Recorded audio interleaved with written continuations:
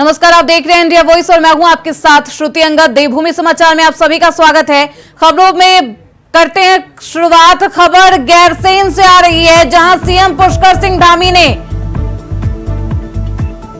गैरसैंण में विधानसभा में सीएम आवास परिसर में वृक्षारोपण किया है। सीएम धामी ने एक पेड़ मां के नाम अभियान के तहत वृक्षारोपण किया। सीएम धामी ने कहा कि एक पेड़ मां के नाम अभियान के तहत प्रदेश भर में व्यापक स्तर पर वृक्षारोपण किया जाएगा। हरेला पर्व से प्रदेश भर में वृक्षारोपण का वृहद अभियान चलाया जा रहा, तो सीएम धामी ने वृक्षारोपण इस तरीके से किया है और लोगों को भी इसके लिए प्रोत्साहित करते हुए नजर आए। तो गैरसैंण सीएम आवास में वृक्षारोपण किया गया है और सीएम धामी ने लोगों को भी बढ़ चढ़कर इस अभियान में हिस्सा लेने के लिए कहा। तो एक पेड़ मां के नाम अभियान के तहत ये वृक्षारोपण किया गया है और साथ ही सभी से इस काम में बढ़ चढ़कर हिस्सा लेने के लिए, इस अभियान में बढ़ चढ़कर हिस्सा लेने के लिए कहा गया। एक पेड़ मां के नाम अभियान के तहत सीएम धामी ने वृक्षारोपण किया।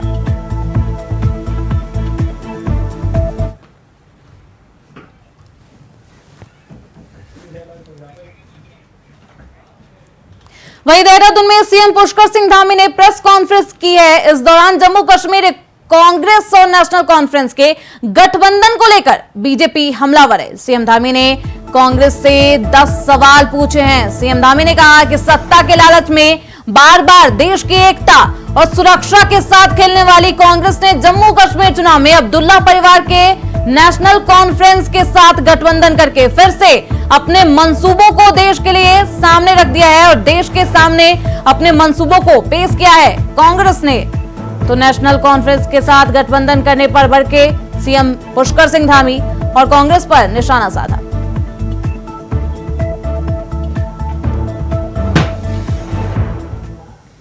जम्मू और कश्मीर में अभी चुनाव की तिथियां घोषित हो गई हैं और चुनाव की तिथियां घोषित होने के बाद जिस प्रकार से वहां पर अभी एक गठबंधन सामने आया है कांग्रेस पार्टी और नेशनल कॉन्फ्रेंस के बीच में, तो ये गठबंधन सत्ता के लालच में बार बार देश की सुरक्षा, एकता और अखंडता के साथ खेलने वाली कांग्रेस पार्टी ने जम्मू कश्मीर में अब्दुल्ला परिवार की नेशनल कॉन्फ्रेंस के साथ फिर से गठबंधन कर दिया है, जिन्होंने 3 दशकों तक लगातार कांग्रेस कश्मीर को 3 दशकों तक लगातार पीछे धकेलने का काम किया। आतंकवाद को, अलगाववाद को, जिहाद को लगातार पोषित करने का काम किया और कांग्रेस पार्टी ने जो गठबंधन किया है, उस गठबंधन के बाद उनके मंसूबे सबके सामने जाहिर हो गए हैं कि वो किस प्रकार से कश्मीर को किस प्रकार से बर्बाद करने वाले लोगों के साथ आज अपना गठबंधन कर रहे हैं। नेशनल कॉन्फ्रेंस के घोषणा पत्र के वादों पर कांग्रेस पार्टी और राहुल गांधी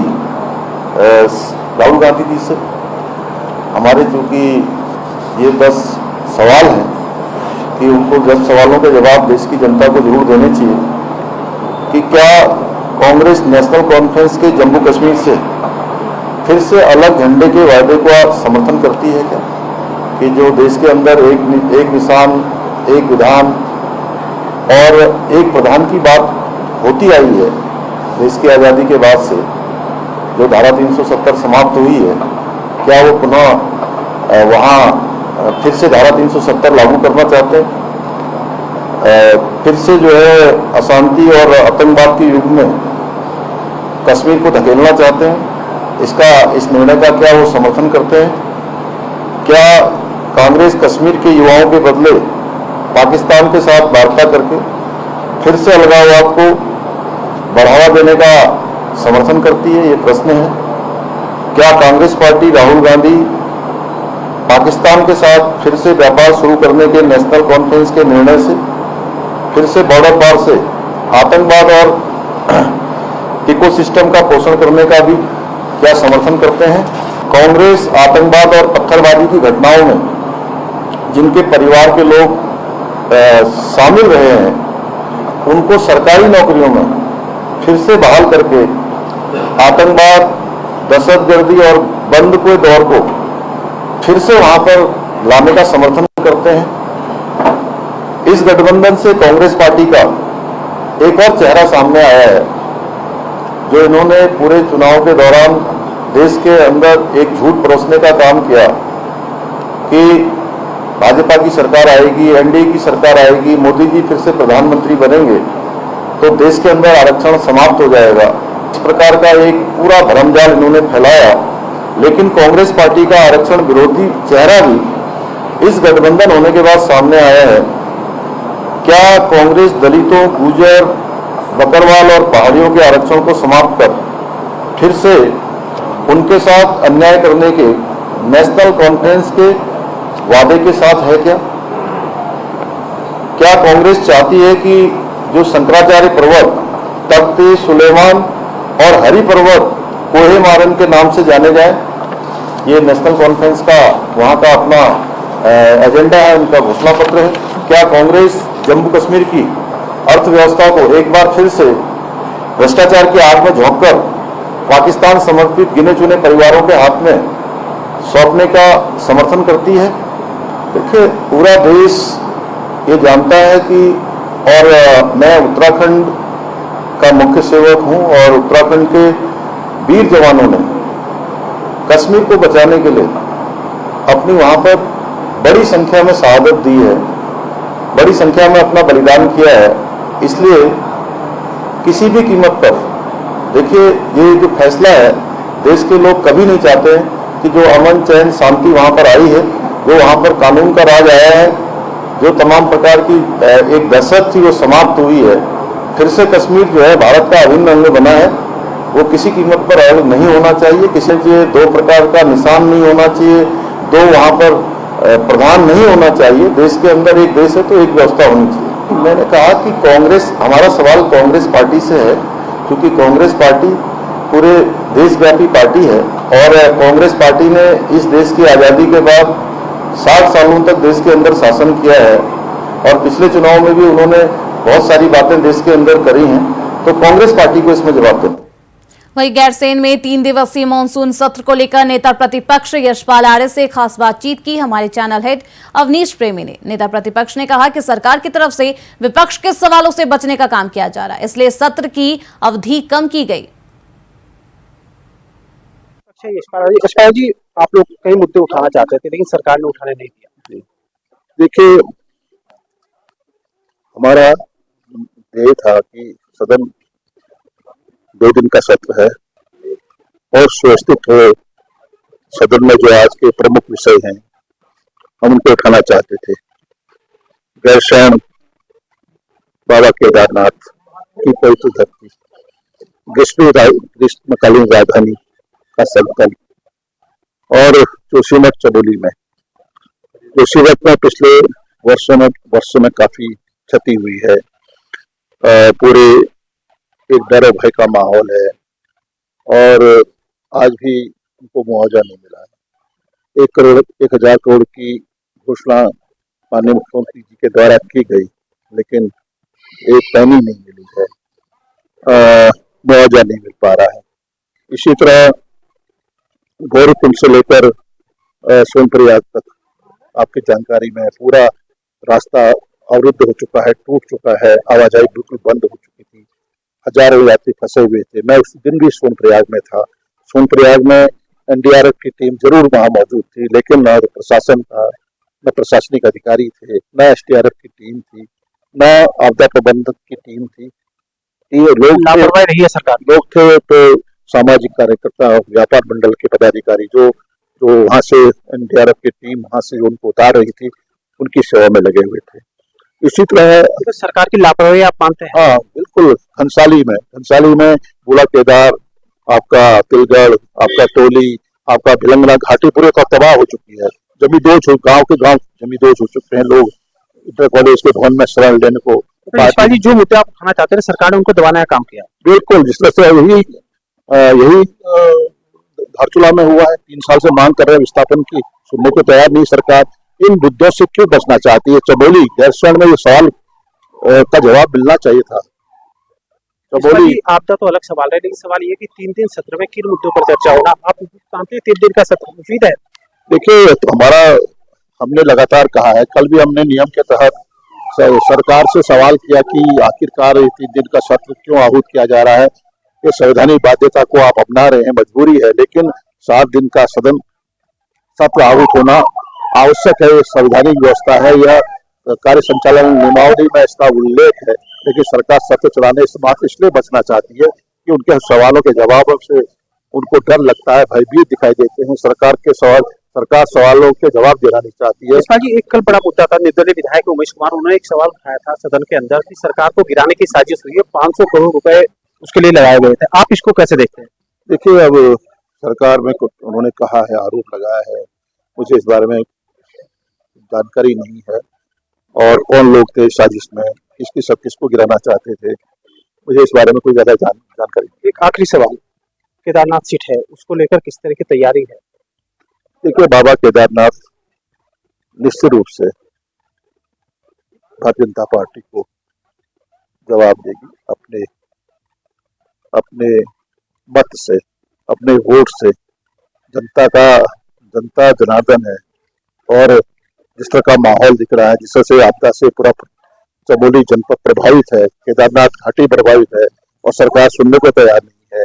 आज भी कई समस्याएं से यहाँ की आवाम जनता जूझ रही है। तो मेरा मानना है कि जैसे हम मंगलौर में चुनाव जीते हैं, जैसे हम बद्रीनाथ में चुनाव जीते हैं, केदारनाथ में भी हम निश्चित रूप से यहाँ के महान मतदाताओं का आशीर्वाद सहयोग हमें मिलेगा। और ये आखिरी सवाल, आपकी पार्टी के विधायक है हरीश धामी, आज उन्होंने अपनी पार्टी के नेताओं पर भी बहुत आरोप लगाए, भी कहा है कि विपक्ष की भूमिका है वो नहीं निभा रहे, बल्कि मित्र विपक्ष की भूमिका में वो है।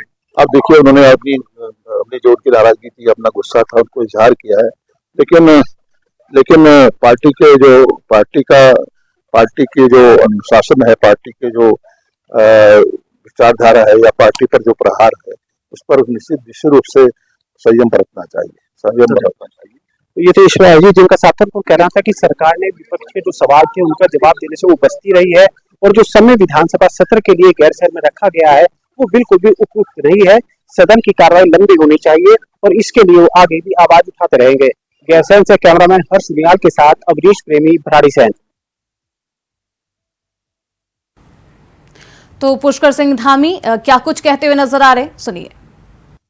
आप सबके बीच में स्वयं को पाकर अत्यंत प्रसन्नता महसूस हो रही है कि मैं भविष्य के उन सभी कर्णधारों से मिल रहा हूं जिनको अभी विभिन्न क्षेत्रों में जाना है। मैं इसके लिए अमर उजाला परिवार को धन्यवाद देना चाहूंगा कि उन्होंने इस उत्कृष्ट पहल के माध्यम से हमारे राज्य के मेधावी छात्र एवं छात्राओं को सम्मानित करने का एक बहुत ही सराहनीय कार्य किया है। अमर उजाला देश का न केवल अग्रणी समाचार पत्र है और सच में मैंने पहले भी एक बार बोला था बच्चों के बीच में, नहीं एक कार्यक्रम में और कार्यक्रम में, कि मैंने भी जब कोई समाचार पत्र पढ़ना प्रारंभ किया तो सबसे पहले अमर उजाला ही पढ़ना शुरू और हम तो ऐसे पढ़ते भी नहीं थे। आजकल आप लोगों के घर में तो सबको समाचार पत्र मिल जाता होगा, आराम से पढ़ने का समय भी मिल जाता होगा। हमारे घर में समाचार पत्र नहीं आता।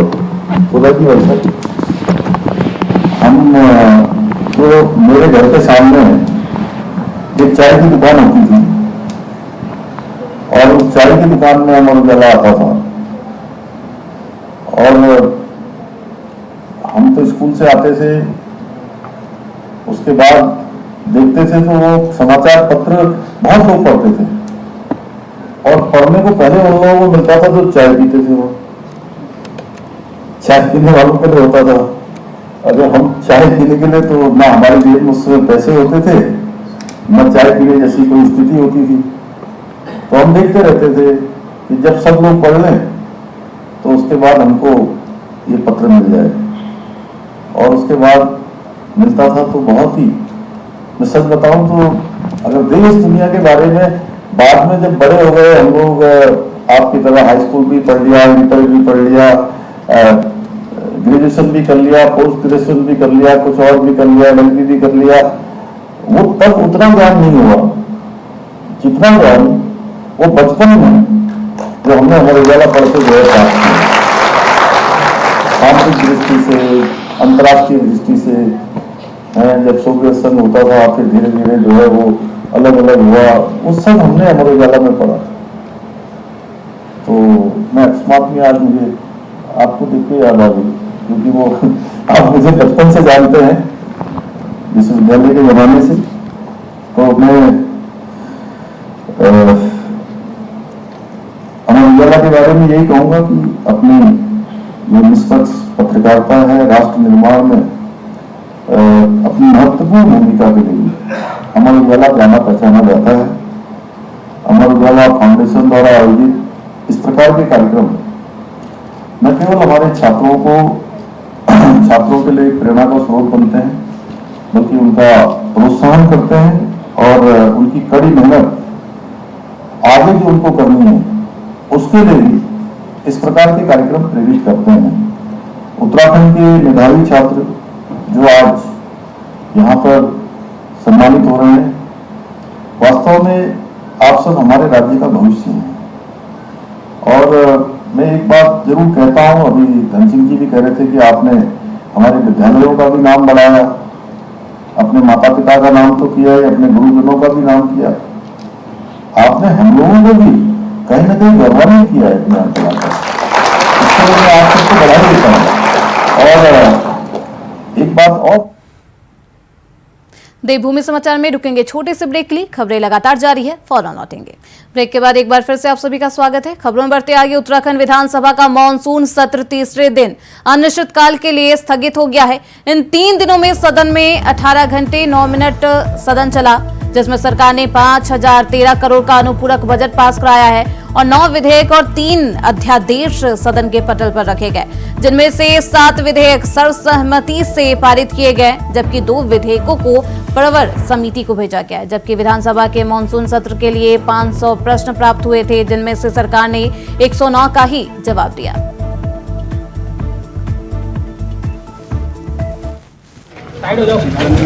सत्र देखिए कितने घंटा चला इसका तो मुझे बहुत अभी 500 सवाल आए थे, उसमें से हमने करीबन 109 सवालों के जवाब दिए। हमारे पास ये हमारा जो चला 18 घंटे 9 मिनट हमारा जो है सत्र टोटल चला है। और साथ ही साथ हमारे पास 3 अध्यादेश 9 विधेयक आए और सूचनाएं आई, चाहे वो याचिका के रूप में आए, 300 के रूप में आए, 53, 58 और 310 के।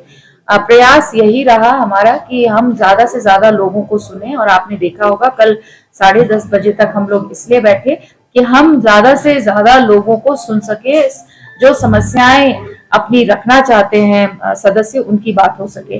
साथ ही साथ कल एक और भी आनंद का दिन मुझे इससे भी लगा कि हमारे आंदोलनकारी जिन्होंने इस उत्तराखंड को बनाने में सर्वोच्च बलिदान दिया है, उनके सम्मान में जो कल धन्यवाद प्रस्ताव आया, धन्यवाद है हमारे गवर्नर साहब का भी कि उन्होंने उसे एक्सेप्ट किया।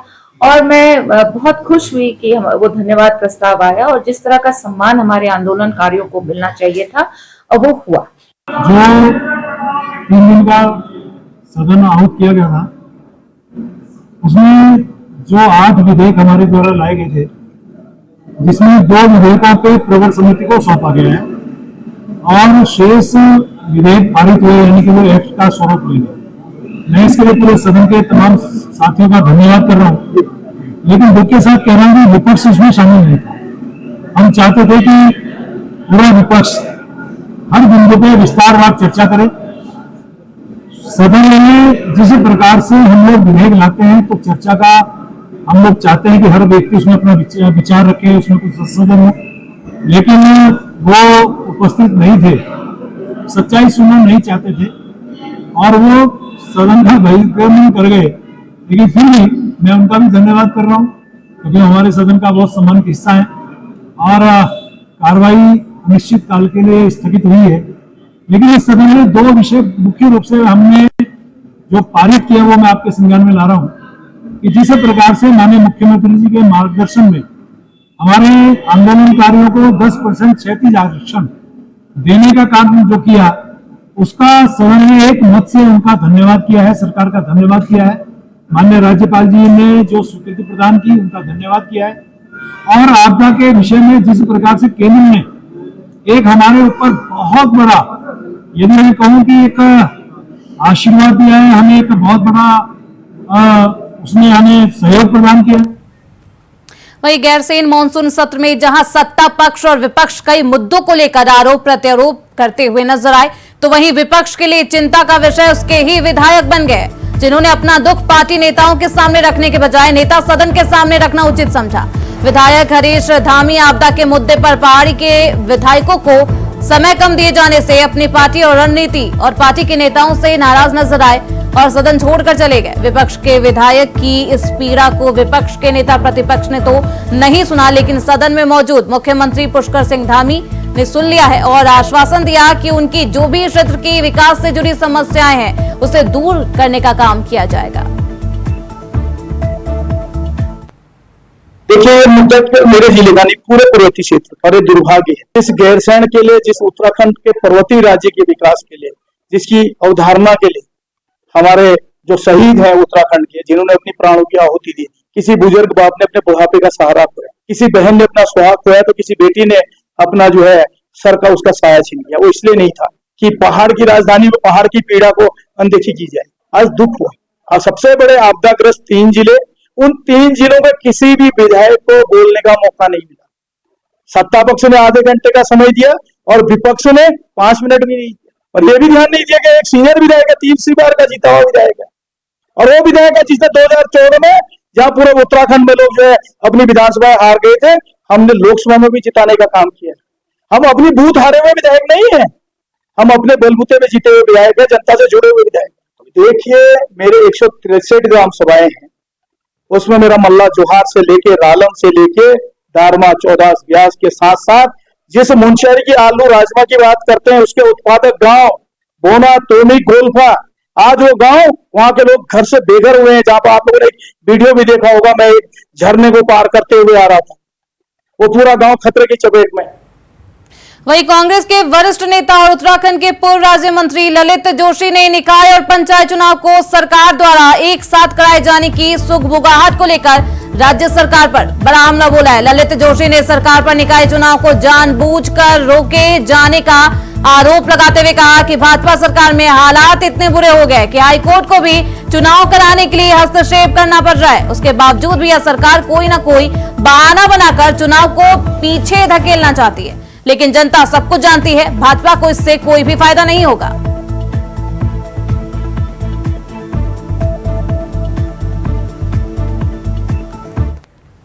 फिलहाल इस बुलेटिन में मेरे साथ बस इतना ही। देखते रहिए इंडिया वॉइस।